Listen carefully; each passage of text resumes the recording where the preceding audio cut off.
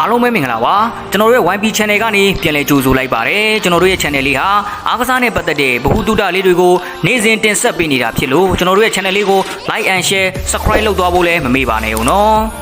ကျွန်တော်အခုတင်ဆက်ပေးခြင်းတဲ့အကြောင်းအလေးကတော့ Super Sunday ညမှာရှင်ပြိုင်ကစားကြမယ် Manchester United အသင်းနဲ့ Arsenal အသင်းတို့ရဲ့ပွဲစဉ်မှာဘယ်လိုရလဒ်ထွက်ပေါ်လာမလဲဆိုတဲ့အပေါ်ခံမှန်းချက်ချင်းတူညီနေကြတယ်။ Ibra နဲ့ပေါ်မာဆင်ဆိုတဲ့အကြောင်းအလေးပဲဖြစ်ပါတယ်။ Okay ဗျာကျွန်တော်တို့အချိန်မဆွဲပဲအစီအစဉ်လေးကိုစတင်လိုက်ရအောင်။ပေါ်မာဆန်ကဒီပွဲကတော့ Arsenal အတွက်စမ်းသပ်မှုကြီးပါပဲ။သူတို့အခုထိပရီးမီးယားလိဂ်၅ပွဲလုံးကိုအနိုင်ရအောင်ကစားထားနိုင်တယ်။ဒီပွဲကိုမရှုံးဖို့လဲသူတို့အရေးတကြီးစူးစမ်းနေကြတယ်။အိုထွက်ဖို့ကိုသွားပြီးတရေတမက်ရယူနိုင်ရင်လဲဂျာစီစအတွက်မစိုးဘူးလို့ဆိုရမှာပါ။သူတို့ရှုံးသွားရင်တော့အာဆင်နယ်ကအရင်လိုပြော့နေတော့မဲဆိုတာပြောကြပါလိမ့်မယ်ဒီပွဲကသူတို့အတွက်ပွဲကြီးပွဲကောင်းတစ်ပွဲပါဒီအပတ်မှာခရစ္စတီယာနိုရိုနယ်ဒိုကပွဲထွက်လူစင်းမှာပါနိုင်မယ်လို့ကျွန်တော်မထင်ပါဘူးသူတို့ကအသင်းလိုက်တာယုံကြည်မှုပြည့်နေရင်အနိုင်ယူရခတ်တဲ့အသင်းဖြစ်နေပါပြီ United ကကလင်းရှိနှစ်ပွဲရထားပါပြီဒါတွေအကုန်လုံးရှေ့ကနေအစပြုခဲ့တာပါ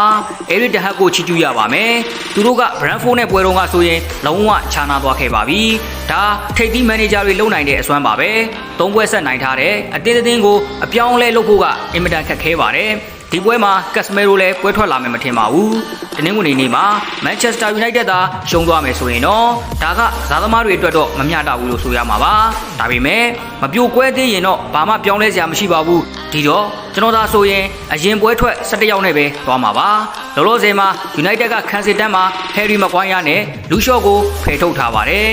ဒါကအင်္ဂလန်နဲ့ဂရက်ဆော့ဂိတ်အတွက်ပြဿနာပါသူတို့ကအဓိကခန်းစစ်ကစားသမားတွေလေဒါကတော့ကမ္ဘာဖလားအတွက်ပြောတာပါဒါပေမဲ့အခုတော့တိတ်ပြီးခံစားနေလို့မရသေးပါဘူးသူတို့ဘောလုံးမစကားရတာစိုးရိမ်စရာဖြစ်လာမယ်ဆိုပေမဲ့အသင်းပြောင်းဖို့လည်းမကြိုးစားခဲ့ဘူးလေမန်ချက်စတာယူနိုက်တက်ကဒီပွဲကိုသာနိုင်မယ်ဆိုရင်ပရီးမီးယားလိဂ်top 4ထဲပြန်ရောက်လာမှာပါ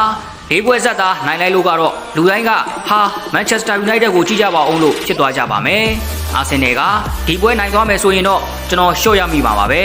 သူတို့ကအကောင်းဆုံးအသင်းသားနှစ်ဦးဖြစ်တဲ့အိုဒီဂတ်နဲ့ဇင်းချန်ကိုမပါဘဲဒီပွဲကိုကစားရမှာဖြစ်လို့ပါအိုဒီဂတ်ကဒဏ်ရာရနေတယ်ဆိုရင်ကျွန်တော်သာဆိုစမစ်ရိုးကိုပွဲထုံမှာပါဖာဘီယိုဗီအဲရာကိုပရီးမီးယားလိဂ်ပွဲထွက်ခိုင်းဖို့ကစွန့်စားလုံးရကြပါမယ်အာဆင်နယ်ကလည်းဒီပွဲကိုအရှုံးမခံနိုင်ပါဘူးသူတို့ဒီပွဲကိုနိုင်ဖို့ကြီးလဲမလိုဘူးတရေဆိုရင်ကျင်းနေရမှာပါဒါကြောင့်မန်ချက်စတာယူနိုက်တက်တကူအာဆင်နယ်တကူတရေရလက်ထွက်ပေါ်လာနိုင်ပါတယ်ဟုတ်ကဲ့ပါအခုခံမှန်းချက်လေးကတော့ပေါ်ပါဆင်ရဲ့ခံမှန်းချက်လေးပဲဖြစ်ပါတယ်မန်ချက်စတာယူနိုက်တက်အသင်းနဲ့အာဆင်နယ်အသင်းတို့ရဲ့ပွဲစဉ်ရလက်ကိုနောက်ထပ်ခံမှန်းလာသူကတော့အီဘရာပဲဖြစ်ပါတယ်အီဘရာက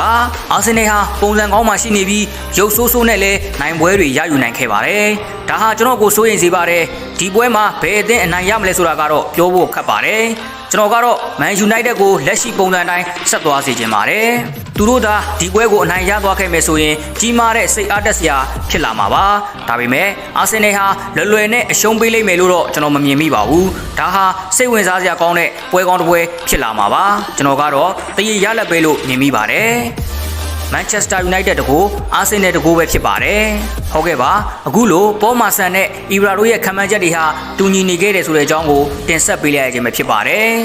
ဒီခုဗီဒီယိုလေးကိုအဆုံးထိကြည့်ရှုပေးကြတဲ့အတွက်အားလုံးကိုကျေးဇူးထူးပဲတင်ရှိပါတယ်ခင်ဗျာအားလုံးပဲမင်္ဂလာရှိတဲ့နေ့ရက်လေးတွေကိုပိုင်ဆိုင်ကြပါစေခင်ဗျာ